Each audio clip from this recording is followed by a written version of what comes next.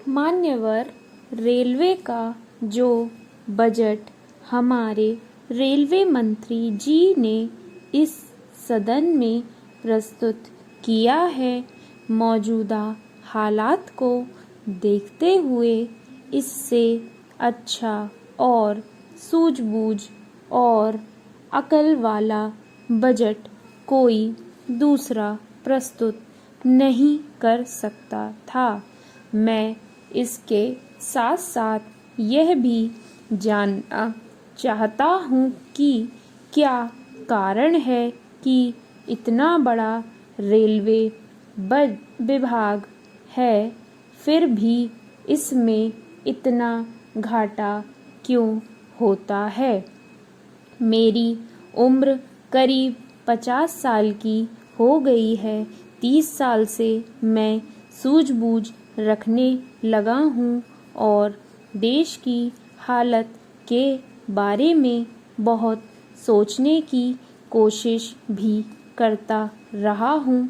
मैं अभी तक इस सवाल का जवाब नहीं पा सका हूँ कि रेलवे के अंदर चाहे आप रात को जाइए, दिन में जाइए और चाहे प्रथम श्रेणी के टिकट खरीदने के लिए जाइए, द्वितीय श्रेणी के टिकट खरीदने के लिए जाइए, आपको टिकट नहीं मिलता है। इसका मतलब यह है कि रेलवे फुल कैपेसिटी में चलती है। हमारी रेलें 24 घंटे चलती हैं। जब इतना बड़ा विभाग होने पर भी कोई सीट खाली नहीं होती तो मेरी समझ में नहीं आता है कि रेलवे में घाटा क्यों होता है। आज तक मैं इस पर सोचता रहा हूँ।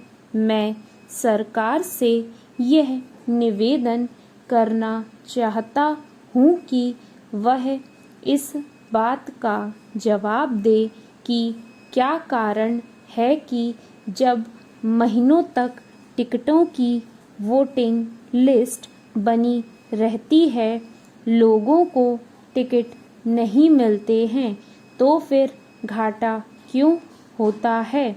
मुझे ऐसा लगता है कि ज़रूर कहीं न कहीं रेलवे प्रशासन में कोई खराबी है या विरोधी दलों के लोग बीच में घुसे हुए हैं और वे रेलवे प्रशासन में दुर्व्यवस्था फैलाते हैं।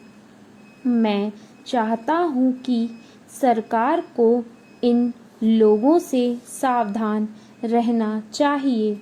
मैं जानना चाहता हूँ कि इस घाटे का क्या कारण है। रेलवे के बजट में यह जो घाटा होता है उसका क्या कारण है, इसको मंत्री महोदय बताएं।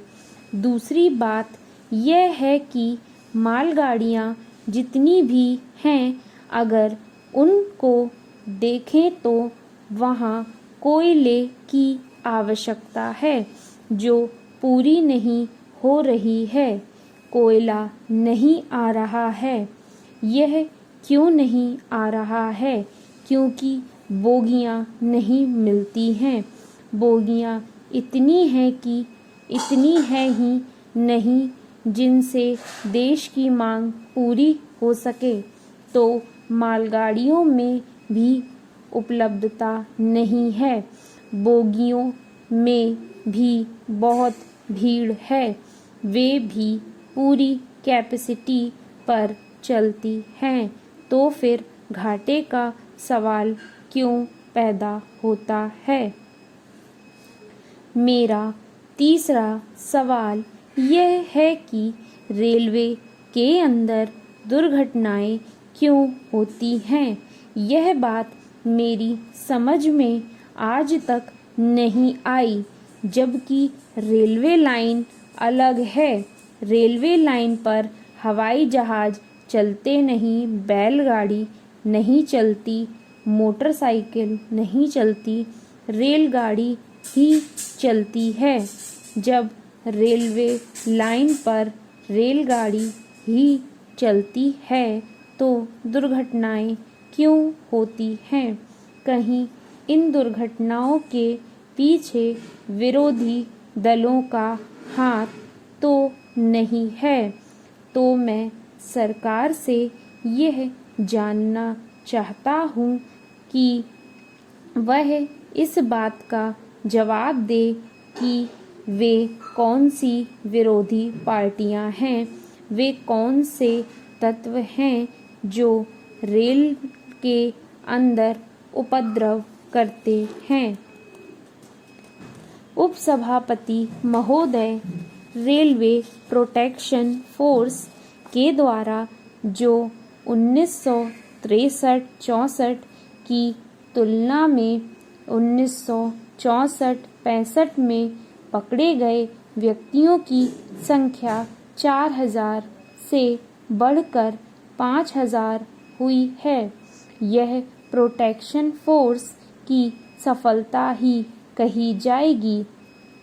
यह जो संख्या है वह काफ़ी संतोषजनक है, परंतु मैं यह भी कहना चाहूँगा कि इसमें और भी सुधार होना चाहिए।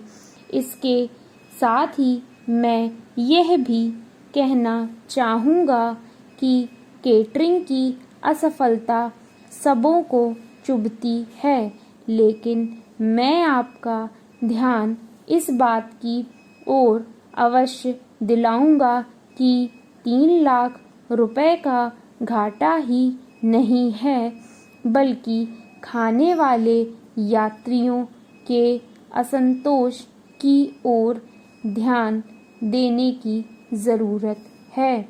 यदि यात्रियों को संतोष होता और 3 लाख रुपए का घाटा होता तो दुख कम होता, परंतु ऐसा मालूम होता है कि इस विभाग के कर्मचारी इस सरकारी रुपए से भी कुछ गुप्त लाभ उठा सकते हैं और यात्रियों को दिए जाने वाले भोजन आदि से भी निजी लाभ उठाने की कोशिश करते हैं।